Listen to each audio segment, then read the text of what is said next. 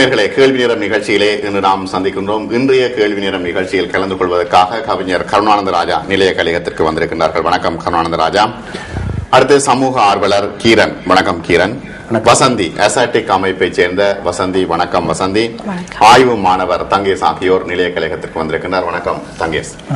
இன்றைய கேள்வி நேரம் நிகழ்ச்சியில் முக்கியமாக புலம்பெயர் நாடுகளில் நாங்கள் ஒரு முக்கியமான ஒரு சமூகமாக உணரப்படுகின்றோம். எல்லா இடங்களிலும் தமிழர் சமூகம் முன்னிலைப்படுத்தப்படுகிறது. கல்வி அறிவு உள்ள சமூகமாக முன்னிலைப்படுத்தப்படுகிறது. பொருளாதார மேம்பாடுடைய சமூகமாக முன்னிலைப்படுத்தப்படுகிறது. கலாச்சார மேம்பாடுடைய சமூகமாக முன்னிலைப்படுத்தப்படுகிறது. அது புலம்பெயர் நாடுகளில் ஒரு முக்கிய சமூகமாக கருதப்படுகிறது. எங்களுடைய தமிழர் சமூகத்துக்குள் இருக்கின்ற சில கலாச்சார விடயங்கள் மிகவும் முக்கியத்துவமான விடயமாக பார்க்கப்படுகிறது. ஆனால் எங்களுடைய சமூகத்துக்குள் இருக்கின்ற சாதிய கட்டமைப்பு என்ன மாதிரி இயங்குகிறது என்ற கேள்வி ஒரு புதை பொருளாகவே இருக்கிறது. சிலர் அதை பற்றி பேசுவதற்கு கூட விரும்பவில்லை. ஆனால் உள்ள தளவில் இந்த சாதிய கட்டமைப்பின் ஊடாக தங்களுடைய வேலை திட்டங்களை நிகழ்த்துவதை நாம் அவதானிக்கின்றோம். இன்றைய கேள்வி நேரம் நிகழ்ச்சியிலும் புலம்பெயர் தமிழர்கள் மத்தியில் இருக்கின்ற இந்த சாதிய கட்டமைப்பினுடைய இயங்கு நிலை எவ்வாறு இருக்கிறது, இதனுடைய தாக்கம் என்ன என்பது தொடர்பாகவே நாம் பேச இருக்கின்றோம். முதலில் கருணானந்த ராஜா, புலம்பெயர் தமிழர் சமூகத்தின் மத்தியில் இருக்கின்ற சாதிய கட்டமைப்பினுடைய இயங்கு நிலை எப்படி இருக்கிறது உங்களுடைய அனுபவத்தில்? தற்போதைய நிலைப்படி பார்த்தால் சாதியம் ஒழியவில்லை, அது உருமாறி இருக்கிறது. நான் சொல்லலாம் எப்படி உருமாறி இருக்கிறது? அது பொதுவாக சாதியின் அடிப்படையில் தங்களை அடையாளப்படுத்திக் கொள்ள அநேகர் விரும்புகிறார்கள். இதை நான் என்னுடைய அனுபவ ரீதியாக பார்த்திருக்கிறேன். இது தமிழ்நாட்டிலும் இந்த தாக்கம் இருக்கிறது. தமிழ்நாட்டில் இங்கேதான் அந்த இது இருக்கிறது. என்றால் உதாரணமாக எங்களுடைய திருமண வெப்சைட்ஸ்கள் எல்லாம் இருக்கிறது, திருமண சேவைகள்.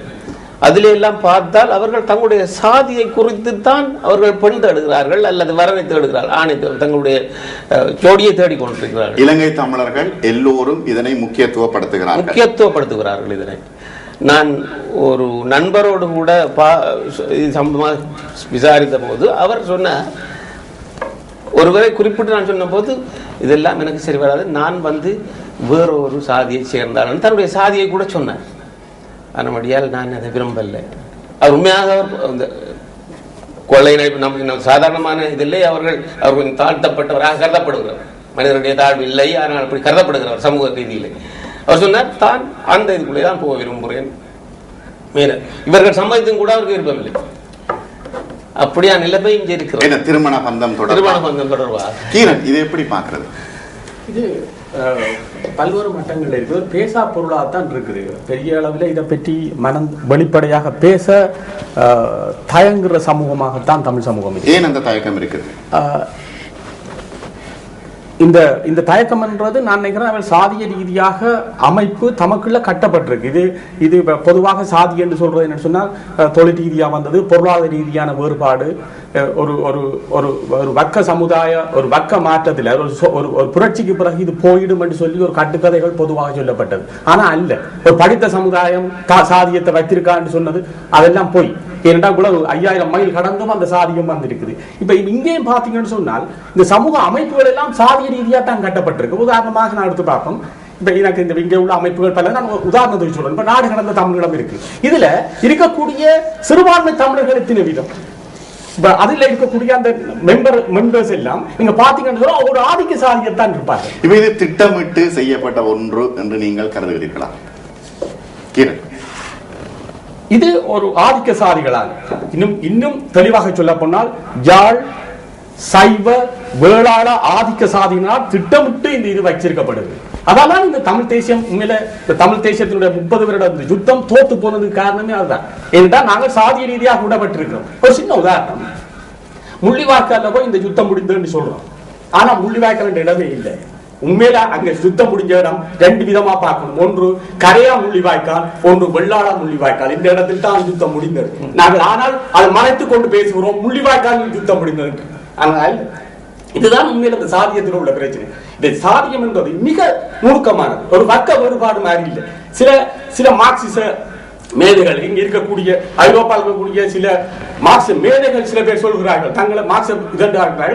இது இந்த சாதியம் பற்றி பேசுவது ஆனது நாங்கள் சிங்கள பௌத்த அரசுக்கு சார்பாக வேலை செய்வதாக நினைக்கிறார்கள்.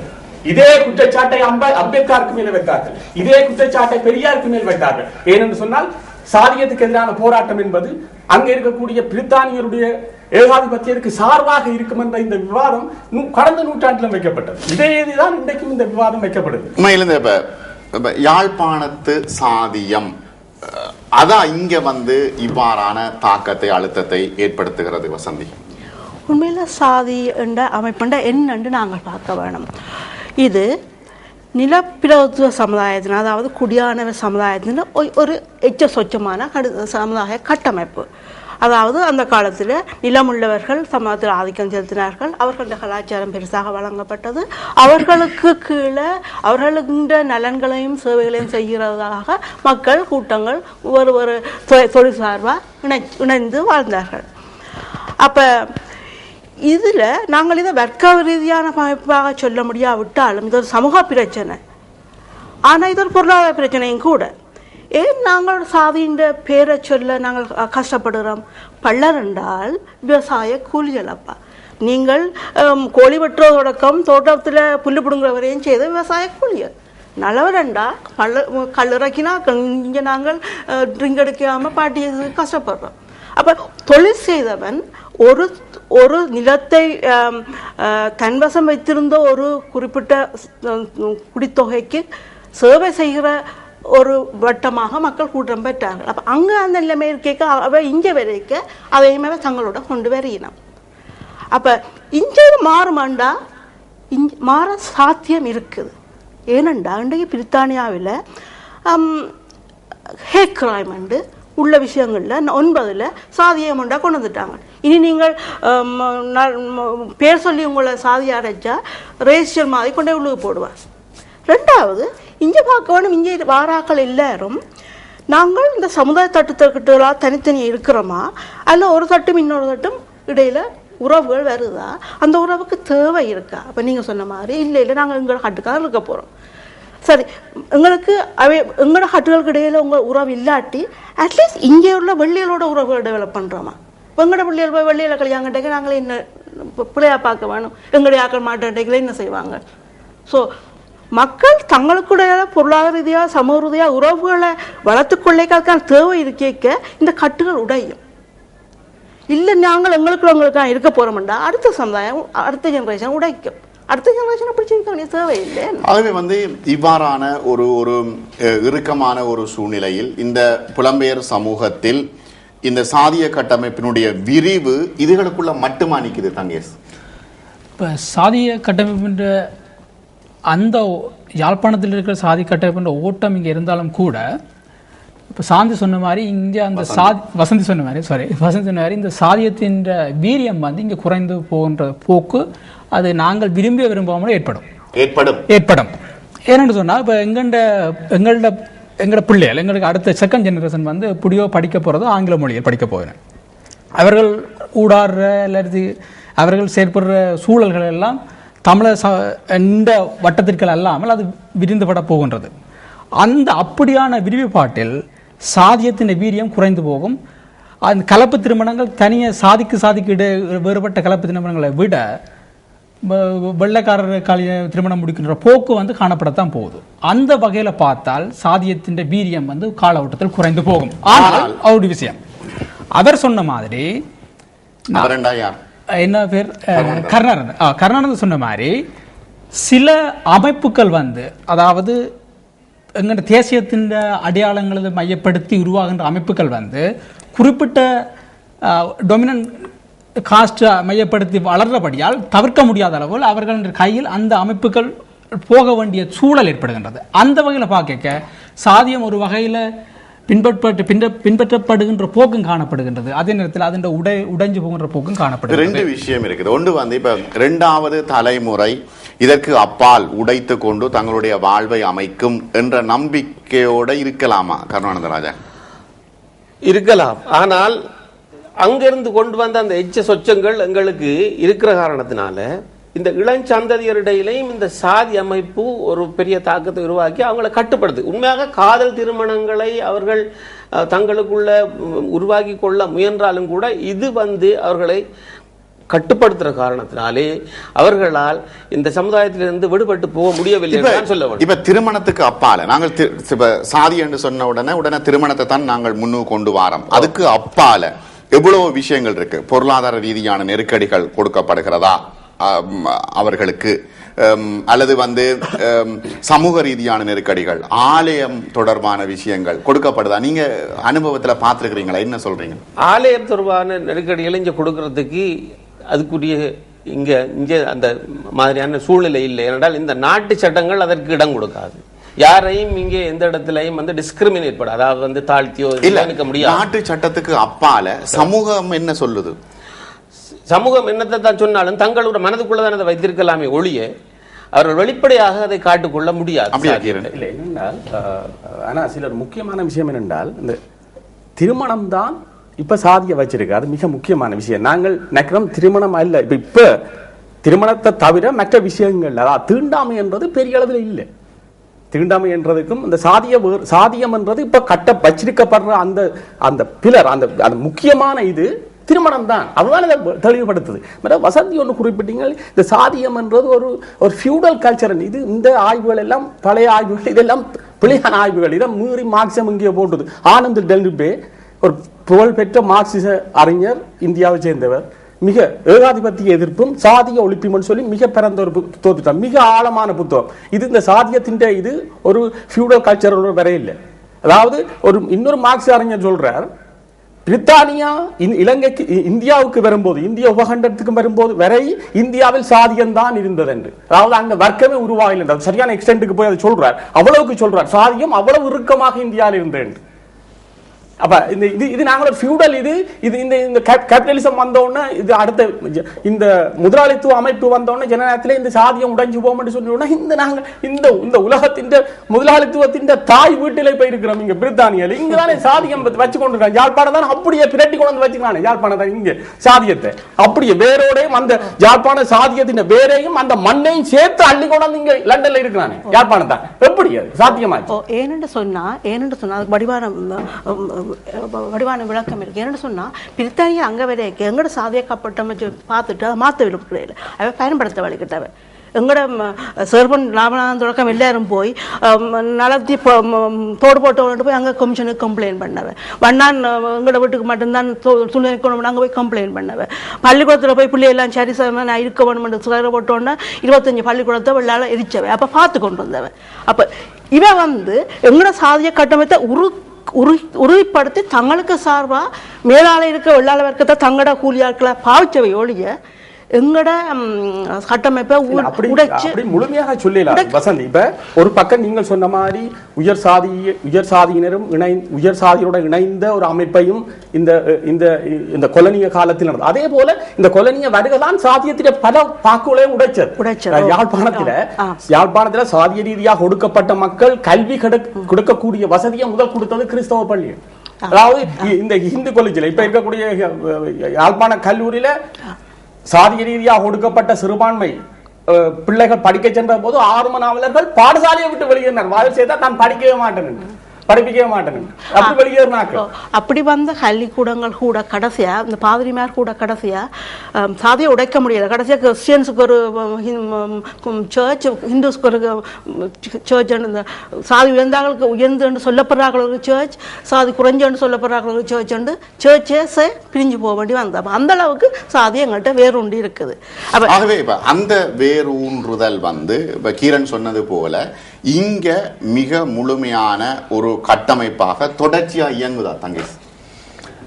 இங்க அதே ஒரு ஸ்ட்ரக்சர் இங்க இயங்குன்னு சொல்றது பொருத்தம் சொல்ல அதுக்குரிய வாய்ப்புகளும் இங்க இல்லை. இங்க தனித்தனியா கோயில் கட்டவோ இல்லை வேற கிறிஸ்தவர்களுக்கு கோயில் கட்டவோ இல்லை அப்படியான ஒரு வாய்ப்புகள் இங்க உண்மையா இல்லை. ஆனா இங்க மிக பிரதானம் என்னன்னு சொன்னால் சாதியன்ற ஒரு விஷயம் கிரண் சொன்ன மாதிரி திருமணத்தில் மிக ஆழமாக பார்க்கப்படுகின்றது. அது ஈவன் செகண்ட் ஜெனரேஷனுக்கு கூட அது போகுது. எனக்கு தெரிஞ்ச சம்பவங்கள் கூட பல நடந்திருக்கு. ஈவன் என்ன நடந்திருக்கு எனக்கு தெரிஞ்ச ஒரு ஆள் கனடாலன்னு சொன்னார். ஒரு ஆணும் பெண்ணும் திரும்ப 2 பேரும் லவ் பண்ணியிருக்கணும். சாதி வந்து அவர்களை சாதி வேறுபாடு தெரிந்த பிறகு படியான வீட்டுக்காரர் வந்து சொல்லியிருக்கணும் அதுக்கு சாரஞ்சு தொடர்ச்சியா நடக்குது. இது வந்து நடக்குது. அதே நேரத்துல இதுதான் நிலைமை என்று சொல்லி எடுக்க முடியாது. எத்தனையோ பேர் சாதி கட்டங்களை உடைச்சி கூட திருமணம் செய்திருக்கணும். இப்போ நான் இந்த ஏஜில் இருக்கிறேன். இதை விட இப்போ 50-60 வயதில் இருக்கிற எல்லாரும் சாதியத்தை வந்து விட்டு திருமணம் முடிச்சிருக்கணும். அது இங்கே வந்து இங்கேயும் வாழினேன். அப்போ இந்த டைனாமிக் வந்து எப்படி தனியாக ஒரு ஒரு ஒரு தியரியை வந்து இங்கே அப்ளை பண்ணுறது சரியான கஷ்டம். அதை அதாவது வந்து 2 உள்ளங்கள் மனமத்து தாங்கள் ஒன்று சேர்ந்து வாழ வேண்டும் என்று சொல்ல ஒரு ஆசையை இந்த சாதி தடுக்குது. சாதாரணமாகவே யாழ்ப்பாணத்து சமூகத்துக்கு இடையிலே ஒரு ஒரு வேரூன்றிய கருத்து என்ன மாதிரி என்றால் காதல் என்றது ஒரு இன்ஃபேச்சுவேஷன். காதல் வந்து சாதாரணமாக மிகவும் ஆராய்ச்சி பண்ணி என்ன சாதி என்ன கேம்பஸில் கூட பார்த்தால் கேம்பஸில் என்ன ஃபேக்கல்ட்டியில் படிக்கிறார், பின்னணி என்ன, குடும்பத்தில் எத்தனை பிள்ளைகள், எவ்வளவு சீதனம் இருக்கும், சுழியாக இருக்கலாம், இதுகளை ஆராய்ச்சி பண்ணித்தான் அந்த நாளையில் எங்கள் கேம்பஸிலேயே இந்த காதல்கள் மலர்ந்தது. ஆனால் பிறகு கதைக்குள்ளே சொல்வார்கள் அவர்கள் பெரிய காதலிச்சவர்கள் சொல்லுவார்கள். ஆனால் ஆராய்ச்சி பார்த்தா பெரிய சீதனத்தில் வாங்கின கல்யாணம் முடிச்சாக்களாக தான் இருப்பாங்க. அப்போ அருமையான இந்த சாதியத்தை மிகவும் முக்கியமாக படித்தவர்கள் மத்தியிலேயே அது உள்ளுக்குள்ளே இருந்ததால தான் அந்த சமுதாயம் வந்து ஒரு ஒரு வளர்ச்சி போக்கை காண முடியாமல் போயிட்டு என்றால் குடும்ப அலகுகள் மிகவும் சமுதாயத்துக்கு தேவையான எங்களுடைய அதாவது தேசியத்துக்கு தேவையான அந்த தமிழ் சமூகத்துக்கு தேவையான அந்த ஒரு கட்டுக்கோமான அழகான குடும்ப அலகுகள் இந்த சாதியத்தால ஒன்று சேர முடிஞ்சு ஒரு ஒரு உருவாக முடியாம போனது கூட முன்னேற்றத்துக்கு பெரிய ஒரு தடைக்க. இதுல நீங்க சொன்ன ஒரு விஷயத்தை நான் எடுத்துக்கொள்றேன். அதாவது நீங்க சொன்னீங்க படிச்ச ஆக்கள்கிட்ட மத்தியில சாதியம் இருக்குன்னு சொல்லி.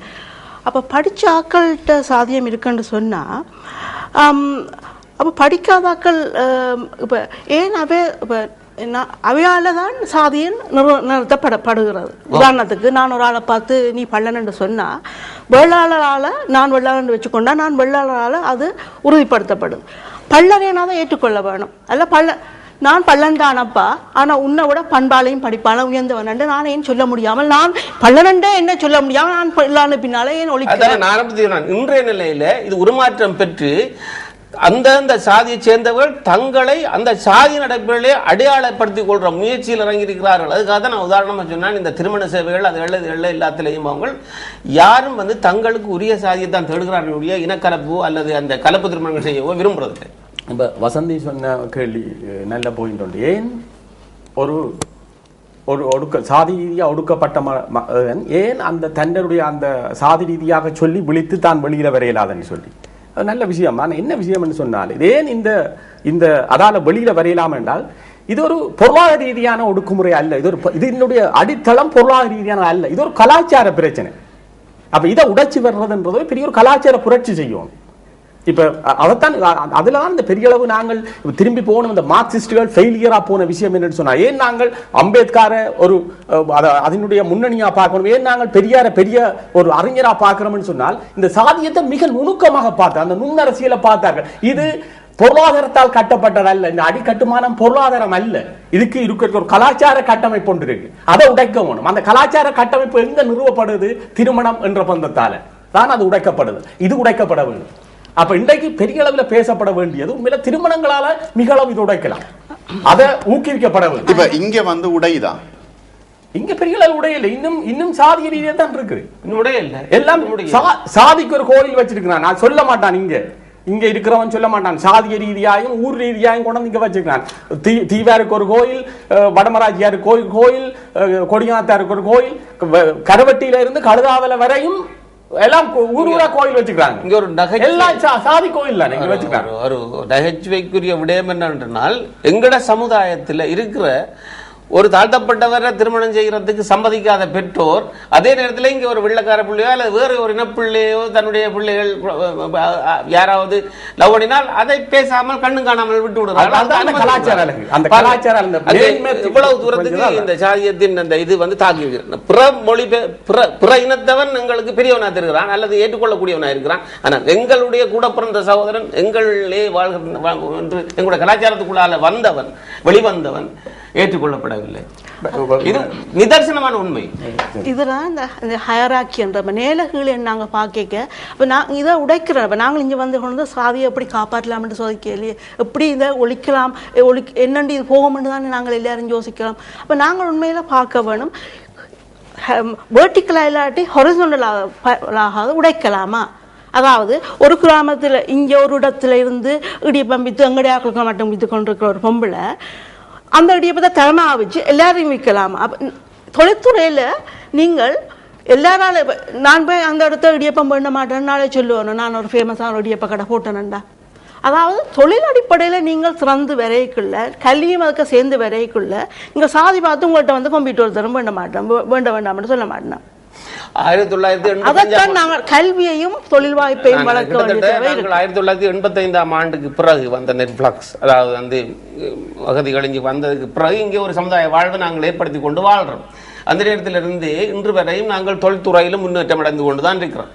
அப்போ எல்லா ஜாதிக்காரரும் பணம் சம்பாதித்து சரியான தரத்தில் தான் இருக்கிறாங்க. அப்படி இருந்து கூட இன்றும் அந்த சாதியம் இருக்கிறது. ஆகவே தொழில்துறை இங்கே ஒரு முக்கியமான விஷயம் இல்லைன்னு நான் கருதுறேன். தொழில்துறை என்றைக்க நீங்கள் எப்படி மற்ற வெளியோடைய இங்கே உள்ள மற்ற சமுதாய கட்டுகளை நீங்கள் இன்டராக்ட் பண்ணுறீங்களா? நீங்கள் அப்படி நீங்கள் டைலூட் பண்ணீங்கன்னா உங்களோட தரமே கூடுது தானே. இப்போ உங்களோட பிள்ளை போய் இன்றைக்கு வெள்ள கம்பெனிகளோட சேர்ந்து ஒரு கம்பெனி திறந்தா அப்புறம் நீங்களே வெள்ளாட்ட போய் கை நீட்ட வேணும், வெள்ளாரையே நீங்கள் பார்க்கணும், அவையில் உங்கள்கிட்ட தேடி வேற வேணும். இப்போ நான் என்ன சொல்கிறேன்னா, இந்த மொபிலைசேஷன் என்றது சாதிக்கு அப் அண்ட் டவுனாக கூட பரவலாயும் போக வேணும், நாங்கள் வெள்ளையோடையும் போக வேணும். இவன் வந்து இந்த சமூக கட்டமைப்புல ஒருத்தரை பார்த்த உடனே இவர் வந்து இன்ன சாதியா இருக்குமோன்னு யோசிக்கக்கூடிய ஒரு மனச்சிந்தனை இங்க இருக்குதுன்னு நீங்க சொல்ல வாரீங்களா? நிச்சயமா இருக்குது. ஏன்னா என்ன பொறுத்தவரை நான் உண்மையிலே நான் இந்த இடத்துல கொஞ்சம் சொல்றதுக்கு கொஞ்சம் இதை கொஞ்சம் ஓரளவுக்கு நெருடலாயம் இருக்குது. யாழ்ப்பாணத்து சமூகத்தில் ஒரு நண்பரோட நாங்கள் கதைக்குள்ள இன்னொருவரை பற்றி கதைக்குள்ள அவர் முதலாவது எப்படியாவது அவருடைய சாதியை சொல்லி போடுவார். இதை நான் அனுபவத்தில் இருக்கோம். இவர் உங்களுக்கு தெரியுமா, ஓ அவர் அப்படி என்று சொல்லுவார். அந்த குணம் ஒன்று இருக்குது. அது எங்கேருந்து வருதுன்னு சொன்னால், பொதுவாக நாங்கள் ஒரு ஆளை விசாரிக்கும் பொழுதே அவர் எந்த ஊரை சேர்ந்தவர், இந்த ஊருண்டா இந்த குறிச்சி நீங்கள் உங்களுக்கு அவரை தெரியுமா, அந்த சொந்தக்காரர் தெரியுமான்னு சொல்லி அந்த சாதியை பற்றி கேட்காமல் வேறு வேறு கொஷனை கேட்டு ஒரு ஆளை கண்டுபிடிக்கிற போக்கு இருக்கு. அப்படி இருக்கு. ஆனா என்ன பிரச்சனைன்னு சொன்னா, இது வந்து மிகவும் அவர் சொன்ன மாதிரி கருணாநிதி சொன்ன மாதிரி இது வந்து உணர்வு ரீதியான ஒரு விஷயம். பொருளாதார கட்டமைப்பில் வச்சு உருவாக்கப்படவில்லை. இதெல்லாம் ஒரு கலாச்சார அடையாளத்தோடு சம்பந்தப்பட்டு வந்தபடியா உணர்வு ரீதியாக இருந்து வந்த இப்படி ஒரு இனத்துவம், தமிழ் இனத்துவம் ஒரு உணர்வு ரீதியான ஒரு அடையாளமோ, அதே போல சாதியம் ஒரு உணர்வு ரீதியான அடையாளம் இருக்கிறபடியா இது வந்து மனிதன் உணர்வு எப்போதுமே இருக்குமோ அப்பொழுதெல்லாம் இந்த சாதி அடையாளம் இருந்தான் போயிருக்கு. இல்ல அப்படி இருக்காது. மனிதன் இருக்கும் வரையும் சாதி அடையாளம் இருக்கும். இப்ப ஏன் சொல்றேன்னு சொன்னா, அந்த அடையாளத்தோடு பிறந்து வளர்ந்த நபர்கள் வந்து தொடர்ந்து வாழும் பொழுது அந்த அடையாளங்களை தொடர்ந்து பார்க்கத்தான் போய் அதைத்தான் இப்ப நீங்கள் இப்ப நான் இதோட அதைத்தான் இந்த சாதிய விஷயங்களை வெளிப்படையாக பேசுறதும் அந்த சாதிய சமூகங்களோட நாங்கள் முரண்படுறதும் அவசியமானது என்றால், சில பேருக்கு இது ஒரு அசூசையா இருக்கு இதை பேசுறதுக்கு, இதை தவிர்க்க பார்க்கணும், இது வேற விதமா தீர்க்கலாம். வசந்தி கூட நீங்கள் அப்படித்தான் சொல்ற மாதிரி நான் ஃபீல் பண்றேன். அதை நீங்கள் வேற பொருளாதார ரீதியா போனா இதை போல அப்படி அல்ல. சாதிய சமூகம் இருக்கிறதோட நாங்கள் முரண்படணும். ஒரு முரண்பாடு வராமல் ஒரு வளர்ச்சி வராது. அப்ப நாங்கள் அதோட முரண்படணும். இது தவறுன்னு சொல்லுவோம். உதாரணம் பாத்தீங்கன்னா, ஒரு 30 வருட போராட்டம் திடீரென கொண்டே தோத்து போறோம். ஒரு ஆயுத போராட்டம், ஒரு தமிழ் மக்களுடைய தேசிய விடுதலை ஒரு தோத்து போகுது. இதுக்கு 108 காரணங்கள் இருக்கு. நான் சொல்லலாம், விட்டு கொண்டு போலாம். ஆனால் 107 காரணங்களுக்குரிய ஒரு வெயிட்டை இங்கால வைப்ப மாட்டா. ஒரே ஒரு காரணம் இங்காலே அந்த 107க்கு சமன் என்று சொன்னால் அது சாதியமாகத்தான் இருக்கும். அதனாலதான் இது தோத்து போனது. அதனால பேச விரும்பலையே, தொடர்ந்து வந்து பேசுறோம். அதுக்குள்ள அவர் பிழைச்சு போச்சு, இயக்கத்துக்குள்ள பிழை வந்துட்டு, இந்தியா அடிச்சு போடுது, சீனா அடிச்சு போடுது, அங்க ஆயுதம் வந்துடுதுன்னு சொல்லி 107 காரணங்களையும் சொல்றோம். அந்த ஒரு காரணத்தை நாங்கள் பேச மறுக்கிறோம், பேச விரும்பல அல்லது பேச ஒழிக்கிறோம். எங்களுடைய தேசிய விடுதலை போராட்டம் சாதியத்தால தோற்று போனது என்ற கருத்தை நாங்கள் முழுமையாக ஏற்றுக்கொள்ள முடியாத நிலைமையில் தான் நான் இருக்கிறேன். என்ன பொறுத்தவரை என்ற தனி கருத்து ஏனென்றால் அந்த போராட்ட காலகட்டங்களில் இந்த சாதியம் ஓரளவுக்கு அமுக்கப்பட்டு தான் இருந்தது. அது ஒரு பெரிய அளவில் அமுக்கப்பட்டு தான் இருந்தது. ஆனால் அது வெளிப்படையாக அது தன்னுடைய செயற்பாட்டை சொல்ல வர்றேன் என்றால் சாதி அடையாளத்தால தோத்து போன பல்வேறு காரணங்கள்ல இது உண்டு. 108 காரணம் சொன்னால் அதுல 108வது காரணம் இது. இந்த 108 காரணம் என்னன்னா நீங்கள் சொல்றீங்க அமுக்கப்பட்டிருந்தால சாதியம் அது வேலை செய்யும், உள்ளுக்குள்ள வேலை செய்தாதான் பிரச்சனை. இவ்வளவுக்கு பிறகு 5000 மைலை தாண்டியும் வேலை செய்யுது. நீங்கள் இங்க பாத்தீங்கன்னு சொன்னால் அங்க வறணியில இருக்கிற சாதியம் அங்க வன்புவர் மட்டும் போகுது. எத்தனை மைலுக்கு அங்கால இந்த சாதியம் வேலை செய்யுது. அப்ப இது நீங்கள் அது அந்த போராட்ட இதுக்குள்ள எல்லா சமூகத்தை சேர்ந்த மக்களும் தான் போராடினார்கள். ஆனால் அதுக்குள்ள ஒரு ஊடுபாகாத அந்த ஒளிந்திருக்கக்கூடிய இந்த சாதியம் பேசப்படவில்லை. 00442088141818 என்கின்ற எமது கலையக தொலைபேசி இலக்கத்திற்கு வாருங்கள்.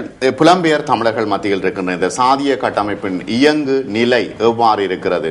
ஒரு உரை நிலையாக இருக்கிறதா, அல்லது இது ஒரு முக்கியமான ஒரு பிரச்சனையாக தொடர்ச்சியாக பார்க்கப்படுகின்ற ஒரு பிரச்சனை?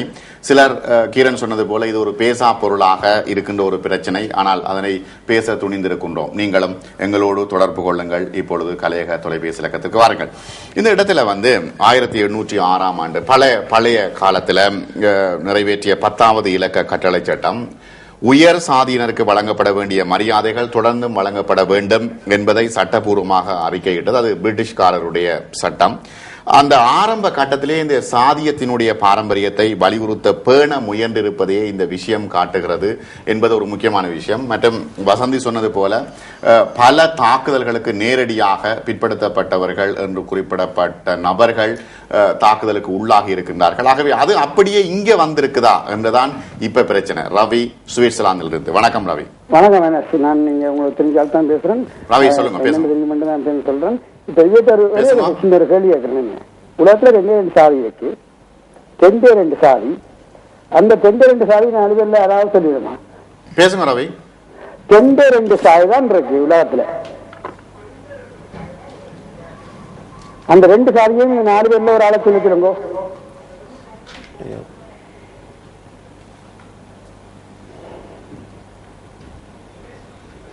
என்ன ரவி பேசுங்க.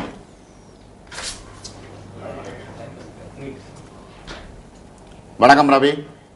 இல்ல சரி. இப்ப இவ்வாறான ஒரு வெறுமனே ஒரு பொருளாதார கட்டமைப்பை வளர்ப்பதன் மூலம் இந்த சாதியத்தை உடைக்கலாம் என்கின்ற ஒரு நம்பிக்கை இருக்கா உங்களுக்கு? இல்லை, துப்புரவாக இல்லை. அதாவது நான் சொன்னான், அவன் நாங்கள் எழும்பினண்டு எங்களை கௌரவம் எங்களுக்கு நல்ல விஷயங்கள் இருக்குன்னு நாங்கள் எங்களை எம்பவர் பண்ணிக்கொண்டு எங்கள் கூட்டமைப்புகளை அமைச்சு கொள்வது கூடாதான் இதை உடைக்கலாமே ஒழிய பொருளாதாரத்தை மட்டும் டெவலப் பண்ணி உடைக்கல. ஏன்னா அம்பேத்கராக இருந்தால் நாங்கள் இந்தியாவில் சட்ட ரீதியான கான்ஸ்டிடியூஷனல் சேஞ்ச் கொண்டு வந்து எல்லாம் செய்ய வழிகள் இன்றைக்கும் பிரச்சனை அங்கே இருக்கு. அப்போ இது நூற்றாண்டு காலமாக வளர்ந்த பிரச்சனையை ஒரு 10 வருஷத்துல முடிச்சு விடாமனு நாங்கள் செய்ய முடியாது. ஒரு நேர் வணக்கம். வணக்கம்.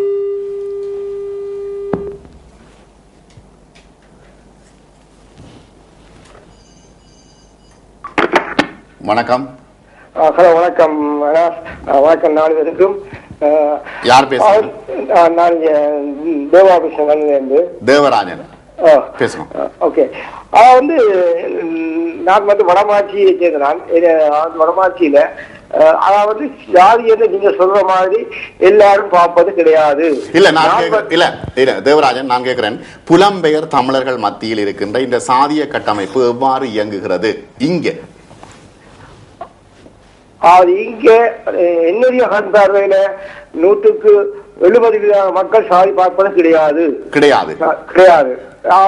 நீங்கள் பலவித விதத்தை பொறுத்து மக்களை பொறுத்து, அதாவது குறிப்பாக கிரண் சுத்தி ஒரு சின்ன வட்டத்துக்குலாம் நிக்கிறார். அவர் சுத்தி நிக்கிறார். நான் சொல்றேன், நான் பழகி இருக்கிறேன். தேவராஜன், நான் கேட்கிற கேள்விக்கு பதில சொல்லுங்க. திருமண பந்தத்தில் கூட நீங்க சொன்ன அந்த மிச்ச 30% திருமண பந்தத்தில் மற்றும் சமூக அமைப்புகளில் இந்த சாதியத்தை கொண்டு வருதா? ஆமா, அது என்னன்னு கேட்டால் வயசான ஆட்கள், பழைய வயசான ஆட்கள்லாம் அந்த இப்போ அந்த தங்கண்ட வட்டத்துக்குள்ளேயே கல்யாணம் பண்ண இருக்காங்க. இப்ப இருக்கிற யாருமே அப்படி இல்லை. நானே உதாரணத்துக்கு சாதி பார்க்காமல் யாழ்ப்பாணத்துல பிறந்தா யாழ்ப்பாண ஊர் பார்க்காமல் வேற ஊர்ல போய் கல்யாணம் செய்யணும். அம்மாக்களை சொன்னா நீங்க எனக்கு போட்டு நான் தான் சொல்லி பார்க்கணும், நான் தான் செய்யணும், நீங்க ஒன்றுமே பேசக்கூடாது. இந்த மாதிரி நிறைய பேர் செய்யறாங்க. யாழ்ப்பாணத்துக்கு வேண்டாம், ஊர் வேண்டாம், சாதி வேண்டாம், யாராவது பொண்ணுதான் எடுத்துக்கணும். நன்றி. இது உங்களுடைய கருத்து. நன்றி தேவராஜன். சண்முகானந்தன், வணக்கம் சண்முகானந்தன். வணக்கம் சண்முகானந்தன். ஹலோ, பேசுங்க. ஹலோ, பேசுங்க. நான் சண்முகானந்தன் பேசுங்க. இப்ப இந்த சாதி பிரச்சனையும் பார்க்க இப்பத்த ஜெனரேஷன்ல இப்ப தாதப்பன் அது பிரச்சனை என்னன்னு வந்தால் அது BMW ஒன்று சொல்லிவிடும். இப்ப கருத்த அல்லது கடைசிக்கு இப்ப இந்தியன் என்றாலும் காரியம் இல்லை என்று இப்ப கல்யாணம் செய்யறதுக்கு மிக நன்றி. மிக நன்றி. நன்றி உங்களுக்கு. நன்றி. இதுதான் விஷயம். இப்ப நன்றி உங்களுக்கு.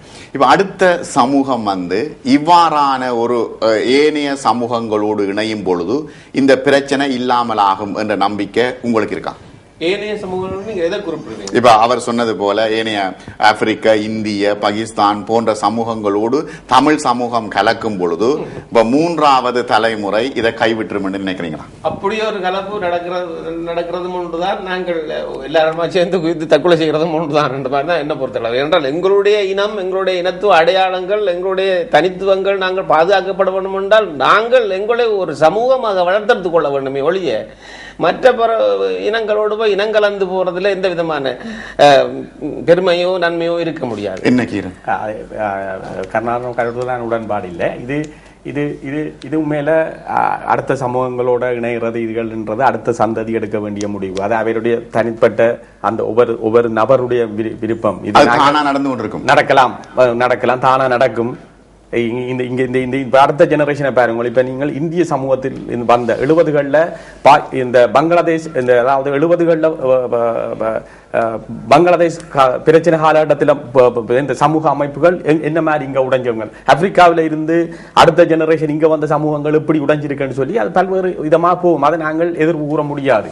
அது வேற விதமாக இன்றைக்கு இருக்கக்கூடிய இன்றைய சமூகத்தில் இன்றைக்கு இருக்கக்கூடிய தமிழ் சமூகம் என்று சொல்லி அல்லது இப்ப தேசிய அடையாளமாகவும் நாங்கள் தமிழ் இன அடையாளமாக காட்ட விரும்புகிறவர்கள், அதை முதன்மைப்படுத்த விரும்புகிறவர்கள் அந்த சமூகத்துக்குள்ள இருக்கக்கூடிய இந்த சாதியம் பற்றி நிறைய பேச வேணும். மிக முக்கியமானது. இப்ப நண்பரும் கூட சொன்னார் அது பெரிய முக்கியம் இல்லை, 70% பார்ப்பதில்லை. உண்மையிலே அது ஒரு மிக தவறான கருத்து. இப்ப இது அண்மையில வந்த புத்தகம் உண்டு, தீண்டாமை கொடுமையும் தீமூண்ட நாட்களும்.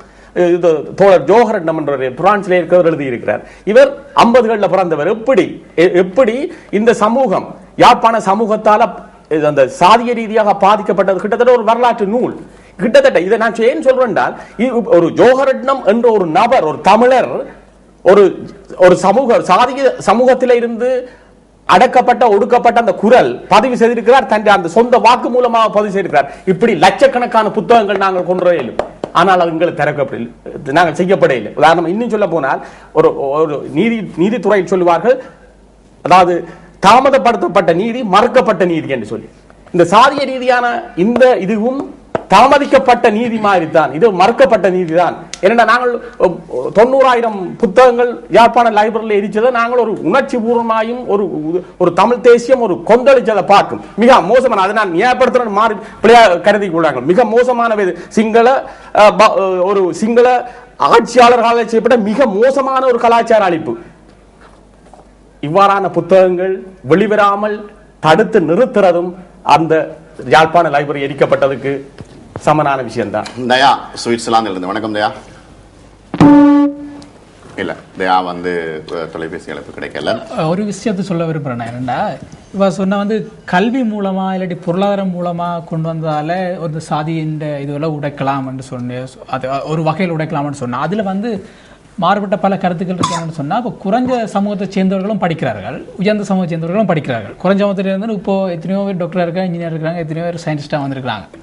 இப்போ அப்படி வந்தவர்கள் என்ன செய்கிறார்கள்னு சொன்னால், இப்போ இந்தியாவை போல தன்னை இந்த சாதியை சேர்ந்தவர்கள் முன்னிலைப்படுத்துவதை விட அந்த நல்லா வந்த அப்புறம் அந்த சாதியிலிருந்து விட்டு விலகி விடுவார். விளங்குதா? அப்போ சாதியை வந்து ஒரு காலத்தில் ஐக்கியமாக செயற்பட்டு எதிராக செயற்பட்டது தான். ஆனால் இந்த காலத்தில் அந்த ஐக்கியம் செயற்பாடு வந்து இல்லாமல் போகுது. ஒரு சாதியிலிருந்து, ஒரு குறைந்த சாதின்னு சொல்லப்படுற சாதியிலிருந்து படித்து முன்னேறி வர ஒரு நபர் தொடர்ந்தும் அந்த சாதியை முன்னிலைப்படுத்தி தன்னை அடையாளப்படுத்துவதல்ல, அந்த சாதியிலிருந்து விலகுபட்டு அந்த சாதிக்கும் தனக்கும் சம்பந்தப்படாத போக்கொண்டு காணப்படுது. ஆனால் இதுக்கு மாறாக சிலர் படித்தவர்கள் தங்கள் சாதிக்கு வேலை செய்கிறார்கள், அதுவும் நடக்கின்றது. ஆனால் பொதுவாக சாதியிலிருந்து விட்டு விலகி விடுவார்கள். அப்படி விட்டு விலகும் பொழுது நீங்கள் சொல்லுகின்ற ஒரு கூட்டொருமைப்பாட்டுடன் சேர்ந்த ஒரு புரட்சியை நாங்கள் கொண்டு வரலாம் என்றது தற்சமயம் அது கேள்விக்குரியது. ஆனால் முந்தி இருந்தது. ஒரு நேரம். வணக்கம். வணக்கம். யார் பேசுறீங்க? சுதன் கதைக்கிறேன். பிரான்ஸ்ல இருந்து சுதன் கதைக்கிறேன். சிவன் பேசுங்க. சுதன் பேசுங்க. இவர் அந்த கீரன் சொல்ற மாதிரி அவர் சொல்ற கொடுத்த கருத்துகள் லண்டன்ல நிச்சயமா இருக்குது. நான் பார்த்திருப்பேன் நேரடியாவே.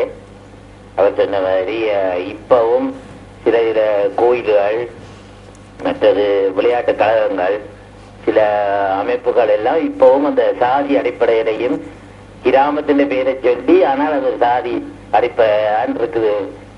கேரளாக்கள் ஒரு பக்கம், கொடியாமத்தும் ஒரு பக்கம். அதே மாதிரி கீரன் சொன்ன கருத்துகள் சரியாவே இருக்கு. இப்பவும் அது உண்மையாவே நடந்து கொண்டிருக்குது.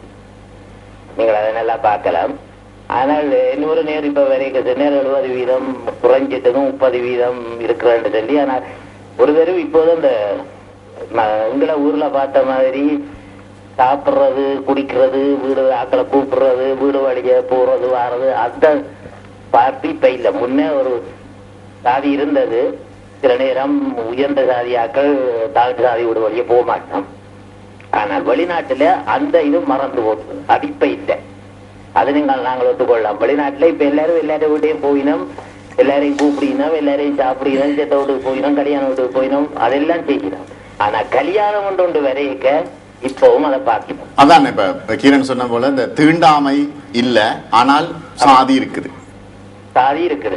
ஆனா இப்ப அதே நேரத்துல அவர் சொன்ன இன்னொரு சாந்தின்னு சொன்ன கருத்து, கலப்பு திருமணங்கள் செய்யற அந்த அதுகளையும் சொன்னா.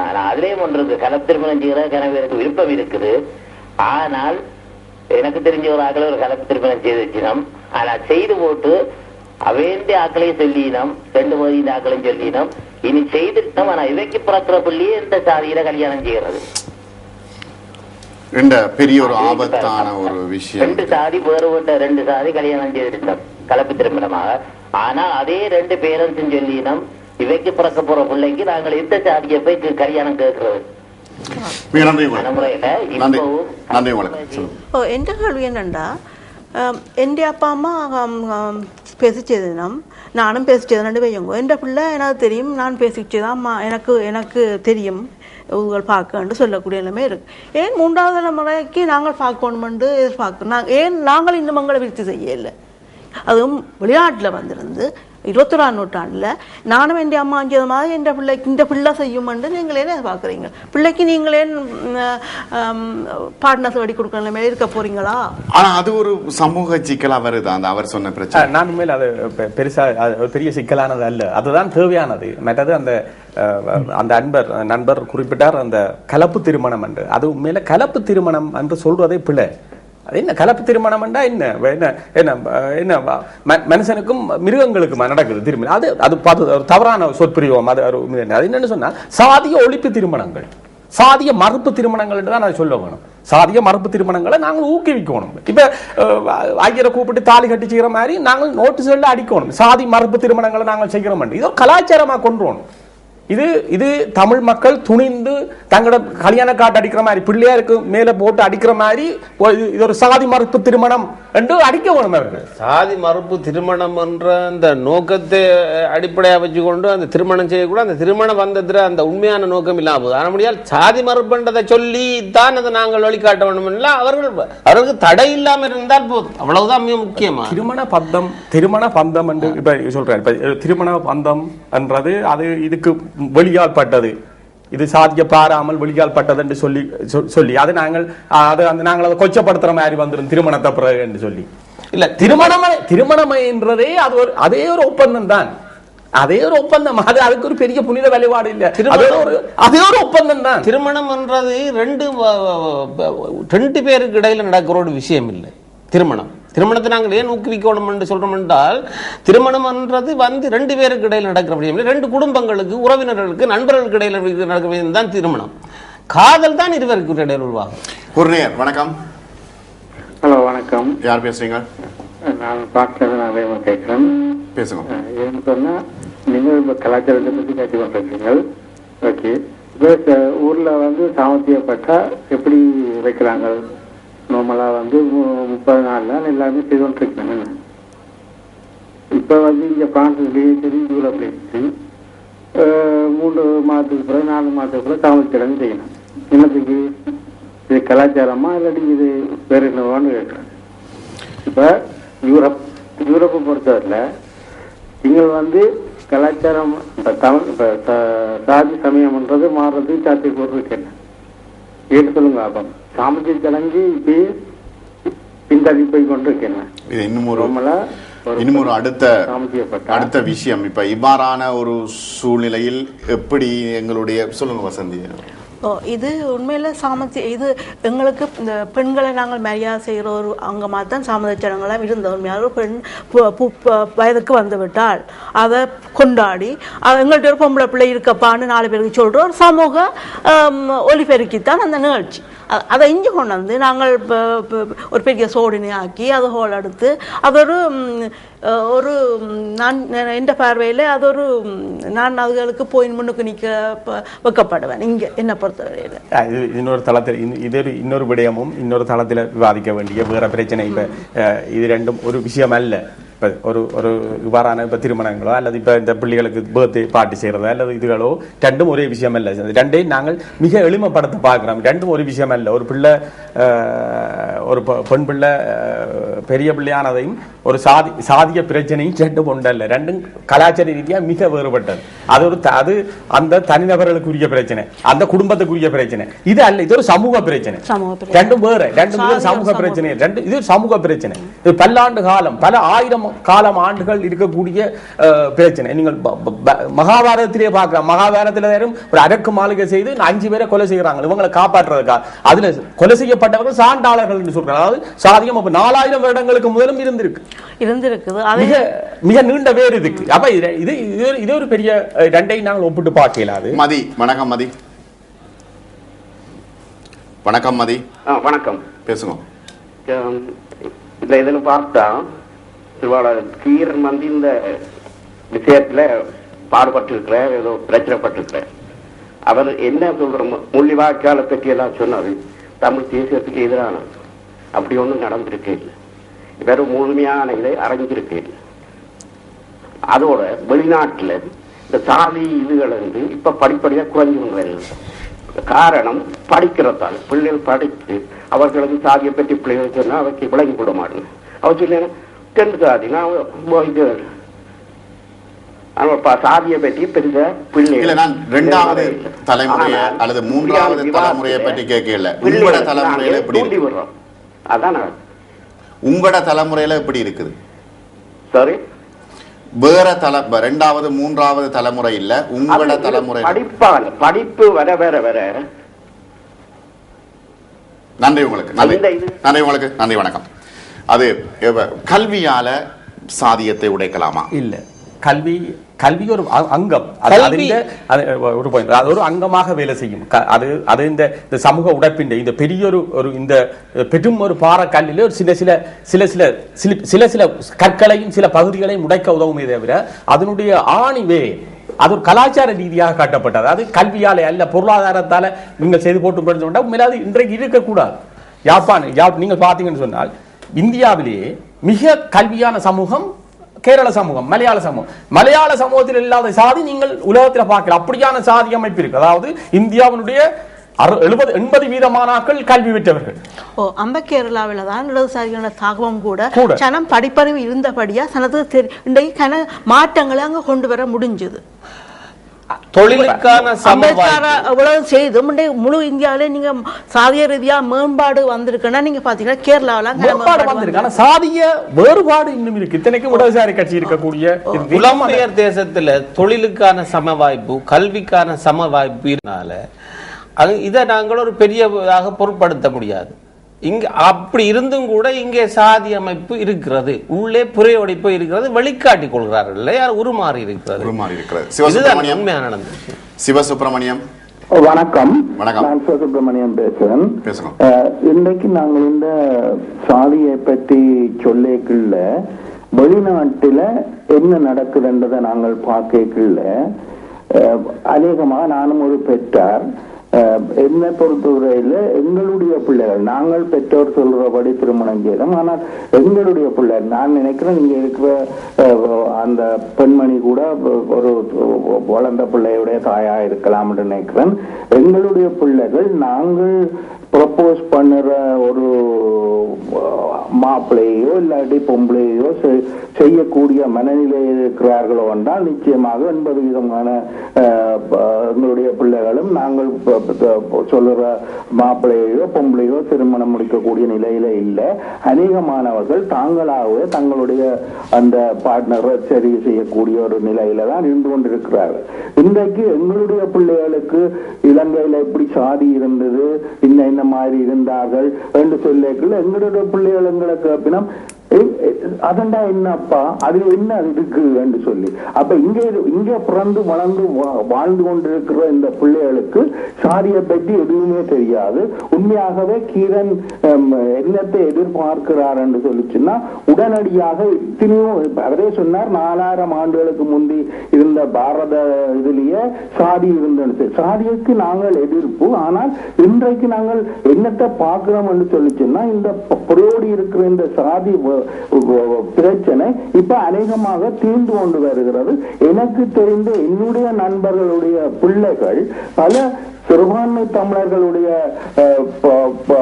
பிள்ளைகளை திருமணம் செய்திருக்கின்றார்கள்.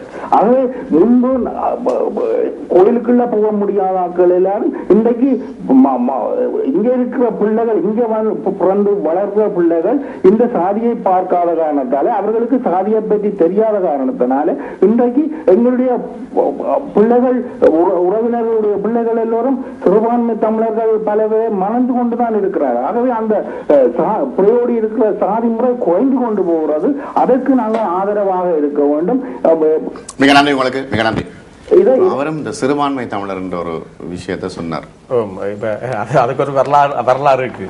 உண்மையிலே என்றால் தமிழ் இப்ப 70களில் 60களில் சாதிய போராட்டங்கள் யாழ்ப்பாணத்தில் முகிழ்த்த பொழுது சாதிய ஒடுக்குமுறைகளுக்காக சிறுபான்மை தமிழர்களது மேல சிறுபான்மை தமிழர்கள் தங்களை ஒரு தனி தேசிய இனமாக அங்கீகரிக்க சொல்லி பாராளுமன்றத்தில் கேட்டார்கள். சிறுபான்மை தமிழர்கள், அதாவது MC சுப்பிரமணியம் அவர்கள். நீங்க சிறுபான்மை தமிழர் சொல்ல தலித்துகளை சொல்றீங்க. தலித் மக்கள், சாதி ரீதியாக ஒடுக்கப்பட்ட மக்கள் தங்களை தனி தேசிய இனமாக அங்கீகரிக்க சொல்லி பாராளுமன்றத்தில் கேட்டார்கள். அவ்வளவு நெருக்கடி என்றால் அவ்வளவு ஒடுக்குமுறை இருந்தது யாழ்ப்பாணத்தில். இப்ப அது தீண்டாம கொடுமையே இருந்தது. இப்ப அது புலம்பெயர் வெளிநாட்டுக்கு வந்த காரணத்தினால்தான் இப்ப இவ்வாறானதாவது ஒரு விஷயம் நடக்குது என்று சந்தோஷப்படுறீங்களா? இப்ப இங்க உள்ள நிலைமையில நாங்கள் மகிழ்ச்சி அடைய வேண்டியதா தான் இருக்கிறேன். சாதியம் உருமாறி போய் கொண்டிருந்தாலும் மெல்ல மெல்ல தன்னுடைய அந்த உருவை இழந்து கொண்டிருக்கிறது என்று கூட நாங்கள் அதை சொல்லலாம். கொஞ்சம் கொஞ்சமாக அது இழந்து கொண்டு போகுது. அதுக்கு இலக்கத்தான் செய்யும். ஏன்னு சொன்னா அதுக்கான காரணம் இங்க புறச்சூழல் இல்லை. அங்க மாதிரி ஊருக்குள்ள யாருக்குங்கள கையை உங்களோட பிள்ளை இன்னொரு ஆளோட போனாலும் அந்த பிள்ளைக்கு வந்து அம்மாட்டியோ அப்பாட்டியோ மாமாட்டியோ தான் குந்தி இருக்கணும்னு இல்லை. பிள்ளை பிறந்தா கவுன்சில்காரனர் வீடு கொடுப்பேன். ஸோ எங்களுக்கு எங்களோட பெற்றோர்லயோ எங்களோட சுலத்திலேயோ தங்கி இருக்க வேண்டிய தேவை எங்களோட பிள்ளைகளுக்கு இல்லை. சுதந்திரமா வெளியில போகலாம். அப்போ இது அப்போ நாங்கள் நீங்கள் சொல்கிற மாதிரி ஒரு விதமான கலாச்சார மறுமலர்ச்சியை கொண்டு வரத்தக்க நாங்கள் டிஸ்கஷன்ஸும் அதுக்கான ஒரு சூழலை உருவாக்க. அதில் இதில் உள்ள பிரச்சனை என்னன்னு சொல்லி சொன்னால் அது இப்படி உருமாறி சரிந்து கொண்டு போனாலும் இந்த சாதியம் இதை பிடித்து தூக்கி நிறுத்துறதுக்கு இன்றைய சமுதாயம் இருக்கிறது, ஒரு பின்னணி ஒன்று இருக்கிறது. அந்த சமுதாயத்துக்கு தான் எதிரான அந்த சமுதாயம் தான் கற்பிக்கப்பட வேண்டிய. ஆனால் இப்ப நீங்கள் சொல்றதை பார்த்தா, நேயர்கள் சொல்றதை பார்த்தா, இப்ப புலம்பெயர் தமிழர்கள் வாழுகின்ற புலம்பெயர் நாடுகளில் இருக்கின்ற அடுத்த தலைமுறை தான் இதை இல்லாமலாக போகுது. அப்ப இன்னும் ஒரு 25-30 வருஷம் போகும். அப்படியா கீரன்? இன்னும் நீண்ட காலம் எடுக்கலாம். அதாவது என்னென்றால் இதை தொடர்ச்சியாக இந்த சாதிய ஒடுக்குமுறை சம்பந்தமாக தொடர்ச்சியாக தமிழர் சமூகங்களில் பேசப்பட வேண்டும். இதை பேசாமல் விடுறதால கனவேற்றுடைய கருத்து என்னன்னு சொன்னால் இது நடக்குது, இதை பேசாவிடும் இல்லை, பேசப்பட வேணும், இந்த முரண்பட வேணும். இந்த விஷயத்துல நாங்கள் முரண்பட்டால் இதுல இருந்து வெளியில வர முடியுமே தவிர இதை பேசாமல் மூடி மெழுகி விடுறதால இந்த சாதியத்திலிருந்து நாங்கள் வெளியில படையலாம். நிகழ்ச்சியை நிறைவு செய்ய ஒரு நேயர். வணக்கம். ஹலோ, வணக்கம். பேசுங்க. வணக்கம், நான் சுவிட்சர்லேருந்து ஈஸ்வரன் பேசுறேன். ஈஸ்வரன் பேசுங்க. என்னென்றால் இன்றைக்கு 30 வருஷ போராட்டம், 60 வருஷ போராட்டம் என்றெல்லாம் நாங்கள் சொல்லி கொண்டிருக்கின்றோம். ஆனால் இந்த போராட்ட காலங்களும் சரி இன்று வரைக்கும் இந்த சாதி இயங்கு நிலையில தான் இருக்கு. ஆனா இந்த சாதி இயங்கு நிலையில இருக்குன்றது எல்லா புத்திஜீவிகளுக்கும் எல்லா அறிவார்ந்தவர்களுக்கும் தெரியும். ஆனால் அதை தடுக்கிறதுக்கு இன்றைக்கு யாருமே இந்த அறிவுஜீவி கூட்டமோ இல்லாட்டி புத்திஜீவி கூட்டமோ ஒன்றுமே முன்வரையில்லை. இன்றைக்கு பார்த்தீங்கன்னா பல்கலைக்கழகங்களாயிருந்தாலும் சரி, உயர் கல்லூரிகளாயிருந்தாலும் சரி, அவர்கள் கூட இதை ஒழிக்கணும் என்ற ஒரு மனப்பான்மை இல்லாமல் இருக்கு அன்று வரைக்கும் இன்று வரைக்கும். உதாரணத்துக்கு பார்த்தோமா இருந்தால் எல்லா பத்திரிகைகளும் இன்றைக்கு வீரகேசரியிலேருந்து பல பத்திரிகைகள், இலங்கையில வர பத்திரிகைகளாக இருந்தாலும் சரி, அதுல மணமகன் தேவை மணமகள் தேவைன்றதுக்கு சாதி சொல்லித்தான் நாங்க விளம்பரப்படுத்தப்படுது.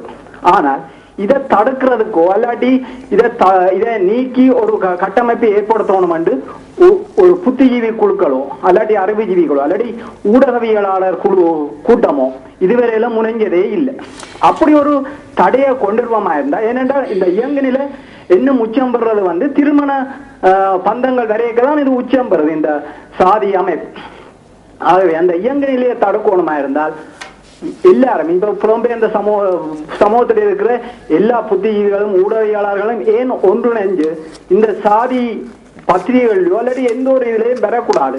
மிக நன்றி உங்களுக்கு. மிக நன்றி. இன்றைய கேள்வி நேரம் நிகழ்ச்சியில் கலந்து கொண்ட கருணானந்த ராஜா, கீரன், வசந்தி, தங்கேஷ் ஆகியோருக்கு நன்றி கூறி இன்றைய நிகழ்ச்சியை நாம் நிறைவு செய்து கொள்வோம். மீண்டும் மற்றும் ஒரு நிகழ்ச்சியிலே சந்திப்போம். வணக்கம் நேயர்களே.